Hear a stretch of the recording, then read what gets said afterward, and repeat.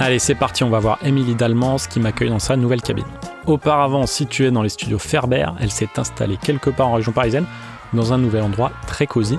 Elle ne perd pas de vue son projet musical puisque le lieu est aussi adapté pour jouer et enregistrer, mais évidemment c'est surtout adapté au mastering. En tant qu'ingé mastering, Émilie a travaillé pour plein de beaux projets, parmi lesquels le dernier album d'Agar Agar, Suis-je fou, Baby Solo, Moki et Maud Jeffrey. Cette vidéo est sponsorisée par coolkidsaudio.com qui n'est autre que ma nouvelle boutique Studio et Hi-Fi. Vous allez y trouver quelques références visibles dans cette vidéo comme l'insert Dangerous Liaison, le casque headphone de Head Audio, mais aussi les enceintes en fion. Spoiler alerte, dans la vidéo, Émilie n'a pas d'enceinte en fion, mais elle parle de son projet d'upgrader son écoute et depuis le tournage de la vidéo, elle a acheté une belle paire d'enfions, tandis que moi, je suis devenu revendeur de la marque. Pour fêter tout ça, je vous fais une petite promo sur ces produits, je vous mets plus d'infos en description, attention, c'est pour une durée très limitée. Enfin, si vous avez besoin de mes services en mastering, n'hésitez pas à vous rendre sur mon site boringvicmastering.com. Sans plus attendre, je vous laisse donc à la découverte de la nouvelle cabine mastering de Émilie Dalmans. Tu nous accueilles dans ta nouvelle cabine ? Ouais, tout à fait. On n'est pas à Ferber ? Non, on n'est plus à Ferber. Là, on passe par la grande pièce. Très haut de plafond ? Très haut de plafond, ouais, je crois qu'on est à peu près 5 mètres, voire un peu plus. Et qui est assez spacieuse finalement. On peut faire un groupe, un acoustique en entier. C'est très cool, très cosy. On a la cabine de mastering. Donc, tu as une casquette d'ingé mastering. Tout à fait. Mais tu es aussi musicienne. Ouais, c'est à peu près ça. Ouais, c'est très important pour moi de continuer à faire de la musique, même en étant ingénieur du son. Parce que c'est quand même l'essence du propos, donc faut pas oublier de... Je sais pas, c'est très important pour moi en tout cas de continuer à être créatif et à être dans un peu la tête des musiciens et des autres ingénieurs qui s'occupent des disques avant que ça arrive à moi en fin de chaîne au mastering. Et garder en tout cas cette énergie-là et cette créativité-là aussi au mastering. Ce qu'on oublie peut-être souvent de préciser, c'est que le mastering, c'est pas forcément que de la technique. C'en est, bien sûr. Il faut savoir maîtriser plein d'outils et des choses comme ça, mais faut pas oublier qu'on n'aura jamais 2 masters pareils, comme on n'aura jamais 2 mix pareils, de choses, de création de la même. Et comment t'en es arrivé toi au mastering ? Alors, j'ai fait une école d'ingénieur du son et en fin de cursus, j'avais un professeur qui m'a un peu initié, qui nous a montré un peu ce que c'était le mastering. Ça m'avait vachement plu et je me suis un peu foncée tête baissée dedans et je trouve ça très chouette. Et voilà, donc j'ai commencé à un peu faire mes trucs dans mon coin, à me renseigner. Et puis, je suis partie à Brooklyn, à New York, chez Josh Bonatti, pour l'assister à quelques mois. Et c'était très cool. C'était très cool parce qu'il faisait du mastering, il faisait des lacs aussi. Donc, ouais, très belle expérience. Et je suis rentrée à Paris et j'ai fait mon propre chemin. Est-ce que tu nous parleras du coup de ton setup mastering ? Assez simple. Est-ce qu'on commence par les enceintes ? Ouais, alors... C'est la question du moment. La question exactement du moment. J'ai des petites PMC, des DB1, des DB1S qui ont un certain nombre d'années maintenant. C'est celles avec lesquelles j'ai commencé. Du coup, je les connais par cœur. Je peux les écouter n'importe où. Je reconnais à chaque fois. Là, même là, en changement de pièce, tout de suite, je retrouvais mes petits. Donc, très agréable. Après, oui, c'est un sujet parce que là, j'aimerais quand même passer sur quelque chose d'un peu plus imposant dans le sens où encore au-dessus en termes de gamme, au moins 3 voix, avoir un plus d'équilibre dans le bas, des choses comme ça. Donc elles vont peut-être me quitter bientôt, mais en tout cas je les garderai à portée de main parce que c'est vraiment très cool. Très fan de PMC. Le côté hi-fi, pas du tout fatigant. Elles ont un côté un peu hi-fi, tu dis. Elles ont un côté un peu hi-fi. Hein. Ils font beaucoup de hi-fi. Et quand je dis hi-fi, j'entends le côté... tu peux écouter vraiment longtemps, fort, sans que ce soit dérangeant, sans que ça te fasse mal aux oreilles. Et ça reste toujours agréable. Il vient d'où ce bureau ? Alors ce bureau est totalement fait maison. J'ai trouvé des modèles un peu sur internet avec des trucs un peu déjà faits où il y avait même les cotes et tout ça et j'ai regardé ce que ça faisait. J'ai fait un patron en carton avec mon père et on a réajusté pour les distances et tout ça pour que ce soit hyper agréable pour moi. Et bricoleur comme il est, il m'a fabriqué ce meuble, donc complètement fait sur mesure et fait maison. C'est ton meuble idéal ? Bah un petit peu ouais, exactement, j'ai un peu cette chance-là. Est-ce qu'on parle de l'EQ avec plein de boutons colorés ? Ouais, trop bien, j'adore cet EQ. C'est très cool, c'est un Goli, la marque s'appelle Goli, c'est un Danois qui fait ça, qui est très cool, Gustave. Et ça ressemble, c'est très proche au Maselec, au MEA2, c'est un peu dans la même veine, en fait c'est des Net EQ de Barry Porter qu'il y avait dans des consoles. Et donc il a repris ça pour faire ce bel EQ que j'aime beaucoup, qui est très musical et en même temps bien transparent quand même. Vraiment, il respecte vraiment bien la couleur qu'on lui apporte déjà. Il n'est pas coloré. Après, il a des cues les cues sont déjà très larges. On a quand même 3, 5, 6 positions, mais ils sont déjà c'est des cues assez larges. Mais ouais, très cool, avec un choix de fréquence que moi j'aime beaucoup, c'est qu'il n'y a jamais 2 fois la même par bande. Donc il y a vraiment beaucoup de choix et des trucs très précis. J'aime beaucoup le 72, c'est très cool. Le 220, bon ça on l'a souvent. Le 222 même. On n'a même pas de 220, 222 qui est très très chouette. Bref. Et le Creamliner ? Alors le Creamliner... Qu'est-ce que c'est le Creamliner ? Alors le Creamliner c'est un préampli ligne avec des lampes. On aime bien les lampes, ça fait des trucs chauds et tout, parce que j'ai rien d'autre. Le reste, c'est au sérieux les lampes chez nous, les ingénieurs mastering. Oui, donc c'est une lampe où il y a des triodes et pentodes où on peut choisir. Pareil pour les sorties, les transfos, on peut choisir. Et avec des filtres. Alors, ça marche bien. Pour le coup, ça marche vraiment même pas à 50%, en tout cas dans le cas de ce que je fais. Et c'est peut-être quelque chose dont je vais me séparer prochainement. Mais très chouette quand il y a besoin d'avoir même une petite disto et tout ça, tu rentres un petit peu fort dedans ou après à la suite de rajouter du gain avant de rentrer dans ta machine. Ouais, c'est assez cool. Donc c'est la première chose qui rentre dans ma chaîne, en tout cas ça commence par ça. Ok. Qu'est-ce que j'ai de très cool aussi ? C'est le Giraffe, c'est mon dernier arrivé d'ailleurs. Qui est un compresseur optique. C'est en double compression. Ce qui a 2 étages de compression qui est en MS. Donc on peut choisir si on met un en S ou un en M par exemple. Et surtout tu peux choisir de compresser qu'avec un seul étage. Donc ça fait une compression stéréo classique. Ok. Et il te permet quoi ce compresseur ? Tu l'utilises dans quel cas ? Alors, il est vraiment très très très musical. Ça, c'est très cool. La compression, on l'entend. Ça compresse, mais j'ai l'impression qu'on perd jamais d'infos. C'est vraiment très très très agréable. Et j'utilise je pense vraiment 80% des masters. Très musical et ça c'est assez. J'ai eu beaucoup de mal à trouver quelque chose d'assez musical. T'as testé pas mal de compresseurs ? Non, alors pas en hardware, en plugin forcément. Ouais. Et justement le passage, j'ai eu longtemps de la compression que en plugin. Et ça m'a changé la vie. Parce que je pense qu'on peut faire plein de trucs cool avec des plugins. J'aime bien le matériel, c'est très cool d'aller dans un truc analogique et on retrouve justement ce côté musical quand même qui est hyper chouette. Mais avec des EQ en plugin, c'est assez simple, on peut faire des trucs cool en compression. Moi, j'ai toujours eu en tout cas, c'est vraiment entre le domaine numérique et analogique, c'est là où j'ai vu les plus gros steps. Ok. Donc voilà, très cool machine. Et est-ce qu'on peut parler du Burl ? Ouais, ça c'est très cool. Donc c'est un convertisseur analogique digital, qui est pour le coup pas ce qu'il y a de plus clean. Il a son petit caractère, mais pareil, ça m'a un peu changé la vie depuis que je l'ai. Donc tu fais quoi ? Tu clips dedans ? Ouais, je clip, ça m'arrive. Ça arrive régulièrement.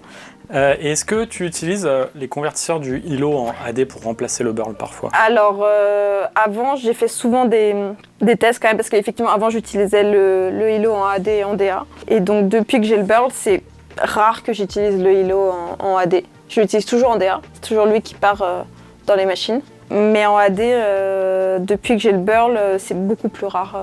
Le burl a vraiment un maintien dans le bas et une couleur qui amène, qui est très cool, que j'arrive pas à avoir avec les autres machines. Donc, juste en fin de chaîne comme ça, c'est très cool. Et évidemment, avec toute cette place, on se demande comment tu vas remplir tous ces trous. J'ai plein d'idées. ça arrive. Il faut que j'essaye encore des trucs. Ouais. Mais c'est en process en tout cas. Et tu as quelques idées à nous partager? Non. Tu veux pas faire grimper les prix sur Audiofanzine, c'est ça? Voilà, non, parce qu'il n'y a vraiment rien de définitif. Et puis c'est surtout tout le monde, tous les ingénieurs mastering le disent, je pense en continu, c'est vraiment un assemblage des machines entre elles. Donc il y a des machines très cool qui ne fonctionneraient pas dans une chaîne parce que ça ne marche pas avec les autres qui l'entourent. Des choses comme ça, donc ça demande quand même des tests, de voir ce qui fonctionne ensemble. C'est un peu important. Et en plug, est-ce qu'il y a des plugs sur lesquels tu peux pas vivre? Les FabFilter, franchement, je pense que je ne pourrais pas vivre sans ça. Quelques Oxford aussi, que j'aime bien. Alors lesquels d'Oxford, je suis curieux. La Flator, je l'aime bien. Ça peut beaucoup aider. Surtout quand tu as des stems ou des choses comme ça, mastering par stem, pour rehausser quelques parties vraiment particulières et tout ça. Tu vas faire de l'automation avec le... Non, pas des parties, pardon, par rapport au stem, par exemple le stem de synthé ou des choses comme ça. Pour densifier un peu. Pour densifier un peu, pour les faire ressortir qui étaient un petit peu peut-être sous-mixés ou des choses comme ça, c'est pas mal. Les knifs sont très cool, il y a le Soma qui est sur Plugin Alliance que j'utilise... c'est le Soma que j'utilise très régulièrement aussi. Seul compresseur que vraiment... j'aime beaucoup et que j'utilise, si j'utilise de la compression en plugin, c'est celui-ci. C'est DDMF qui fait ça s'appelle Magic Def Eyes. Et pour une compression digitale, je trouve ça vraiment beau. Ça marche très très bien. D'autres plugs? Le Dangerous aussi, le Back CQ, que c'est pareil, c'est peut-être un hardware que j'aimerais bien aussi avoir prochainement, peut-être. Et que j'utilise régulièrement. Voilà. En DSR, j'aime bien le Vase. Le DSR, je trouve que ça marche très bien de manière digitale.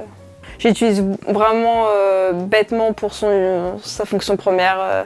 Vraiment DS de voix, c'est ça? Ouais, quand j'ai des gros problèmes sur les voix. Après, ça peut être des gros problèmes aussi, par exemple sur un charlet ou des Kessler ou des choses comme ça. Mais, ok, c'est assez standard. Mais assez standard, ouais. Et parce que si c'est des trucs un peu plus poussés, je préfère des EQ dynamiques, des choses comme ça.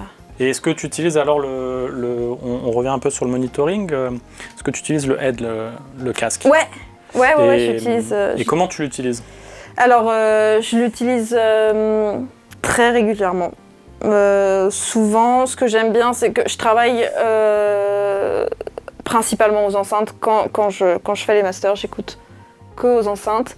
Et au moment de tourner, parfois, je mets le casque au moment où je tourne pour me dire, ok, est-ce que j'ai bien traduit, est-ce que ça passe sur ce que j'ai l'habitude d'écouter, est-ce que j'ai le même ressenti. Donc à ce moment-là, souvent, quand j'ai un doute ou des choses comme ça, j'utilise au moment de tourner les masters. Et quand je fais des AB aussi avec les mix, quelque chose que j'aime bien faire régulièrement aussi, c'est hyper important. Une fois que j'ai fait le master, de vraiment réécouter le mix puis le master à un niveau égal. Je fais vraiment gaffe aux 0,2 dB près, que ce soit au même niveau électrique en tout cas, pour avoir une vraie comparaison. Parce que comme on le sait, à 0,1 dB, le cerveau, dès que c'est plus fort, même à 0,1 dB, le cerveau te dit « Ah, c'est vachement mieux !» Et pas forcément. Donc il faut vraiment faire attention quand on écoute des masters, de les mettre souvent au même niveau que le mix. Moi, je trouve ça très important. Et se dire « Ah ouais, est-ce qu'on a perdu quelque chose? Qu'est-ce qu'on a gagné ?» Ou pas forcément l'analyser, mais en tout cas, il faut avoir le ressenti que la musique est mieux. Et c'est ça que des fois, on oublie un peu, surtout dans tout ce qui est le monde digital, le streaming, tout ça, où on est des niveaux qui sont encore assez élevés. Et on a tendance à trouver les choses plus fortes, meilleures, mais mais souvent on perd beaucoup de dynamique, beaucoup de musicalité. Et voilà, il faut faire attention à ça, ce qui est d'ailleurs un challenge aussi pour nous, un G-Master, c'est justement de réussir à avoir un niveau correct et appréciable pour tout le monde, sur tous les supports, tout en gardant de la dynamique et la musicalité du morceau, c'est hyper important. Est-ce que tu peux nous donner quelques conseils en tant qu'ingé mastering aux gens qui vont envoyer des titres au mastering? Déjà, d'envoyer un mix à des niveaux raisonnables, le moins de traitement possible sur un master, c'est chouette. Ça, pour le coup, c'est des trucs en fait, on le ressent tout de suite quand ça a été traité sur un master bus d'un mix. Après, je dis ça dans un idéal. Je sais qu'il y a plein de gens qui le font, il y a plein de mixeurs qui le font et ça marche très bien, ça donne des super mix. Par contre, il y a ce côté enlever des choses. Par exemple, si vous avez mixé avec pas mal de plugins et d'effets, en tout cas sur le master, et qu'au moment d'envoyer au mastering, on dit « Ah, mais on va tout enlever parce que du coup, il va y avoir un mastering », ça, c'est très compliqué quand nous, on le reçoit. Parce qu'en fait, on a un mix un peu, on va dire, référence, que tout le monde a eu l'habitude d'écouter, qui n'a rien à voir avec le mix qu'on nous envoie. Souvent, des fois, la balance est complètement modifiée, il y a de la compression, il y a des équaliseurs qui ont complètement changé la balance tonale ou même le ressenti de la musique. Tu fais quoi dans cette situation? Alors du coup, souvent je demande si ça s'entend très vite, donc je demande il y avait plein de choses sur le master, vous avez tout enlevé, du coup moi je me retrouve avec un mix qui n'a rien à voir, donc on perd plus de temps à aller chercher, déjà à récupérer un peu le mix que les artistes et que tout le monde a l'habitude d'écouter. Parce que pour rappel, souvent quand on vient vers l'ingé mastering, on lui envoie on a deux fichiers, on a le mix qu'on appelle le pré-master, qui est ce qui a été envoyé au client, au label, etc. On essaye de faire un mastering dessus. Ouais. Et une version spéciale mastering plus dynamique, c'est ça, où on enlève des plugs? Est-ce que toi, tu es souvent dans cette situation?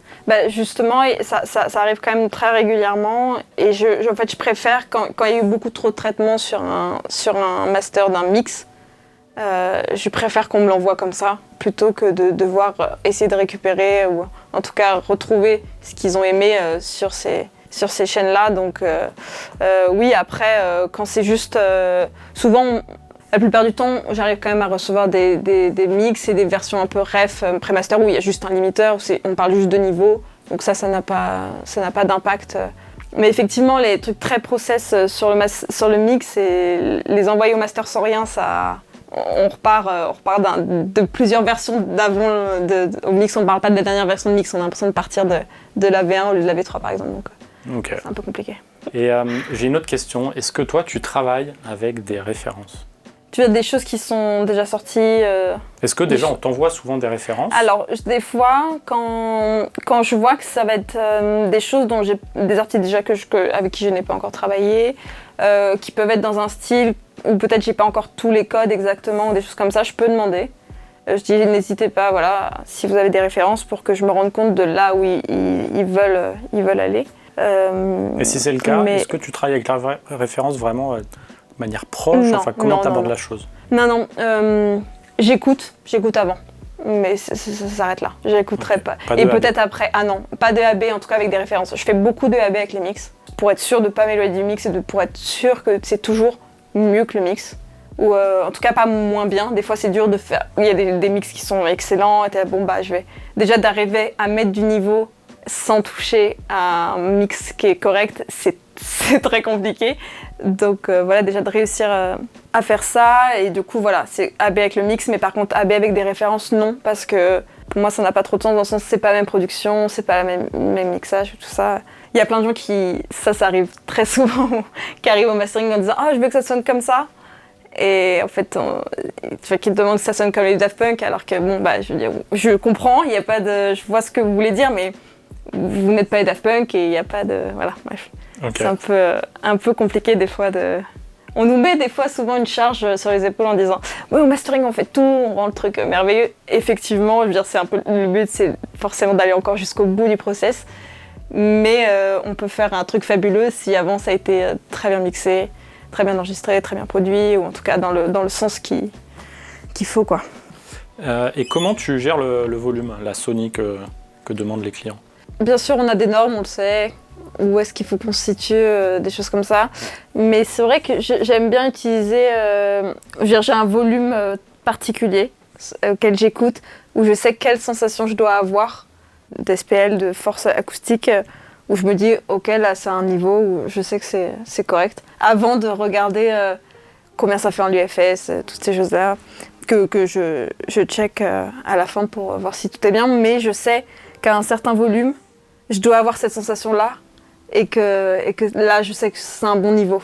Et ça m'arrive plein de fois de ne pas du tout regarder mon limiteur ou quoi que ce soit, ou mes données, mes vues-mètres. À ce niveau-là, je sais tout de suite, avec quelques dB près, si j'ai la bonne sensation ou pas. Et plein de fois, ça m'arrive où je fais le master et où je me dis, mais ça manque... en fait, j'ai pas la sensation qu'il faut au bon niveau. Et là, après, j'adapte comme il faut. C'est plus agréable de faire comme ça que de suivre des chiffres. Est-ce qu'on fait un petit tour sur le setup musique, ta petite partie musicienne? Ouais, pourquoi pas. Donc c'est le matériel pour quand on enregistre. Ouais, on s'était fait une petite chaîne de pédales d'effets. On en a d'autres, mais c'est assez cool. On se marre bien, on a tous les synthés qui reviennent au patch, et du coup on fait des chaînes où on les fait passer dans les pédales. Donc pas pour le mastering, vous inquiétez pas, je ne mets pas de phaser et de filtres exagérés sur les masterings. C'est quoi la moins mastering de tes pédales la plus bizarre? La moins mastering? Ouais. Franchement, je pense que c'est la ring mode. Okay. Si je mets ça sur un mastering, je pense qu'il serait inécoutable. Le reste, sur un malentendu, pourquoi pas, peut-être qu'elle le passe, mais bon. Ouais, je dirais que c'est la ring mode. Mais ça, non, c'est plutôt pour le côté musique, où, comme je disais tout à l'heure, c'est important de... En tout cas, pour moi, c'est très important de continuer à faire de la musique et d'avoir une approche créative qui soit toujours là. Parce qu'en plus, j'ai commencé à m'intéresser au son par la musique, en jouant un peu chez moi très jeune. Et moi, j'ai tout de suite été happée par le son et j'ai préféré le son à faire de la musique en soi, de manière professionnelle. Mais c'est hyper cool d'avoir la chance d'avoir ce setup-là et ce studio pour avoir mon vrai studio de mastering qui puisse se mélanger à... ce soir, j'ai envie de faire un peu de musique, faire de la batterie, de la basse, des synthés. Est-ce que tu nous parles de tes références un peu, ce sur quoi tu as travaillé en tant qu'ingé mastering? Oui, j'ai fait le remaster de l'album de Moki, Saska Modi, qui est sorti il y a plus de 10 ans. Et en fait, ils ont fait un remaster pour les 10 ans. Donc j'ai fait le remaster des morceaux. Très cool aussi comme expérience de faire des remasters. C'était un des premiers que je fais et c'est assez chouette à faire parce qu'il y a quand même une référence qui a déjà été masterisée, des choses comme ça. Et c'est assez agréable de voir l'évolution et ce qu'on peut faire de nouveau. Surtout pour du vinyle, c'est très cool. Ah oui, Say7, très cool aussi. Un artiste français qui fait de l'électro. J'ai fait ses deux derniers albums. On s'était rencontrés parce que j'avais fait une BO avec lui et Laurent Garnier. Oh là, je me rappelle plus. C'était un documentaire sur un lion. C'était très chouette. Bref, on s'était rencontrés là-dessus. Et après, il m'a appelé pour qu'on continue de travailler ensemble sur ces albums. Et je crois qu'on est au 2e. Très cool. Fungi, trop cool. C'est des copains qui font du jazz sur un label qui s'appelle Jazztronics aussi, qui est très très beau, très doué. La pochette est classe. La pochette est très classe. Et je viens de finir aussi 2 EP pour eux là, qui vont sortir prochainement. Ça, c'était leur dernier album, leur premier. Et voilà, c'est très beau, allez écouter. Ça c'est Hornet, pareil, une copine qui fait de la musique. Je dis une copine parce que du coup, c'est hyper sympa de parler aux artistes et d'avoir un peu une relation avec eux ensuite ou même avant. Mais Hornet, très cool aussi, de la pop, très très chouette. Quand j'étais à Ferber, après il y a Lucie, après il y en a plein, encore un Moki, le dernier. C'est celui-là que j'ai écouté. Ah oui, c'est le dernier celui-là. Incroyable. Il est très chouette, ouais. Là c'est Lucia des Carvalho aussi, une franco-angolaise, très bonne musique. Très chouette. Mais, oui, Sylvain Luc aussi que j'avais fait, où c'était Renaud Létang qui avait mixé. C'était un petit moment. Sierra Manhattan, très cool. De la pop, pas vraiment pop, mais trop bien. Et ça, j'avais pas fait le master, mais j'avais fait les enregistrements du Roi Angus. Et après, c'était pressing. C'est vrai qu'en mastering, on fait souvent ça va assez vite, on fait plein de choses, donc des fois on se sent un peu noyé par tout ce qui se passe, mais en tout cas j'ai de la chance de bosser avec beaucoup de trucs très cool, très indépendants, qui font des très belles choses et très agréables. En tout cas, je prends toujours plaisir à travailler. Je mets toujours, je pense qu'il faut toujours mettre du sien et c'est pour ça, tout à l'heure on parlait du côté technique, où c'est que de la technique et tout ça, mais au fait il faut vraiment, je pense, autant sentir la musique que tout ce qu'il y a eu avant et c'est important de se mettre dedans et de jouer vraiment le jeu à fond et de mettre toutes ces émotions un peu là-dedans, quoi. Je voudrais être sûre que ça soit mieux. Merci en tout cas, Émilie. Merci. Et à la prochaine. Ouais, à bientôt.